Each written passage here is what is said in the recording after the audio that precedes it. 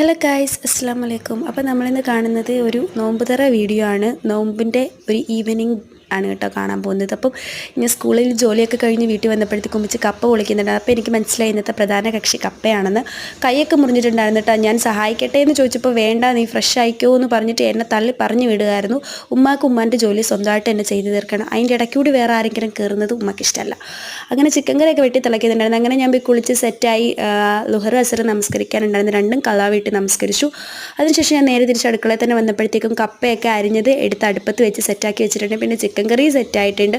പിന്നെ കപ്പ കുഴയ്ക്കാനായിട്ടൊരു കൈ മുറിഞ്ഞുകൊണ്ട് ചെറിയൊരു ബുദ്ധിമുട്ടുള്ളത് കൊണ്ട് വാപ്പിച്ച് അത്തച്ച് വന്നിട്ട് കപ്പ കുഴച്ച് നല്ല പൂ പോലത്തെ കപ്പയായിരുന്നു കേട്ടോ. നല്ല ഉടഞ്ഞ് വന്ന് എനിക്ക് ഭയങ്കര ഇഷ്ടമാണ് ഈ കപ്പ ഇങ്ങനെ കുഴമ്പ് പോലെ ഇരിക്കുന്ന കറിയൊക്കെ കൂട്ടി കഴിക്കാൻ നല്ല ടേസ്റ്റാണ്. പിന്നെ എന്നോട് കുറച്ച് ചായ ഉണ്ടാക്കാൻ പറഞ്ഞാൽ ഇങ്ങനെ ചായ ഉണ്ടാക്കി. ഉമ്മയ്ക്കെല്ലാം കടുപ്പുള്ള ചായ വേണം കേട്ടോ. ഉമ്മച്ചിയുടെ ഒരു വികാരം തന്നെയാണ് ഈ ചായ എന്ന് പറയുന്നത്. ചായ ഉണ്ടെങ്കിൽ ഒരു എന്താ പറയുക, ഒരു വർഷം തന്നെ ഉമ്മച്ചി നീട്ടുപോയി. ചായ മാത്രം മതി. അങ്ങനെ ചായ സെറ്റ് ചെയ്ത് അടുക്കളയൊക്കെ വൃത്തിയാക്കാനുണ്ടായിരുന്നു. അങ്ങനെ അടുക്കളയൊക്കെ വൃത്തിയാക്കി.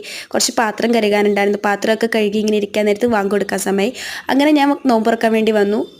സ്പെഷ്യലൊന്നും ഉണ്ടായിരുന്നില്ല. ഷമാം ജ്യൂസ് ഉണ്ടായിരുന്നു, പഴം ഉണ്ടായിരുന്നു, ഈന്തപ്പഴം ഉണ്ടായിരുന്നു, പപ്സ് ഉണ്ടായിരുന്നു. അങ്ങനെ കുറച്ച് നാരങ്ങ വെള്ളം കുടിച്ച് ഞങ്ങൾ നോമ്പ് തുറന്നു. ഞങ്ങളെന്ന് പറഞ്ഞാൽ എൻ്റെ മോൻ അവൻ തന്നെയാണ് ആദ്യം എല്ലാം ട്രൈ ചെയ്യുന്നത് കേട്ടോ. പിന്നെ കുറച്ച് പപ്സ് കഴിച്ചിട്ടുണ്ടെങ്കിൽ ഞാൻ ചോദിച്ചു എനിക്ക് തരുമെന്ന്, അപ്പോൾ ഇല്ലയെന്ന് പറഞ്ഞ് അങ്ങനെ ഞാൻ തന്നെ എടുത്ത് കഴിക്കുകയായിരുന്നു.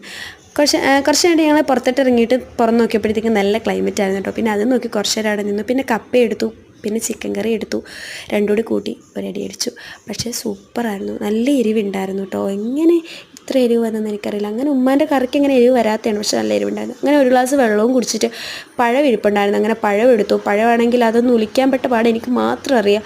അതും കഴിച്ച് ഇങ്ങനെ ഇരിക്കാൻ നേരത്ത് പ്രത്യേകിച്ച് വേറൊന്നും ഉണ്ടായിരുന്നില്ല. വേറൊന്നും എനിക്ക് കഴിക്കാനുള്ള വയറുണ്ടായിരുന്നില്ല. അങ്ങനെ അത്രയേ ഉള്ളൂ ഗായ്സ്.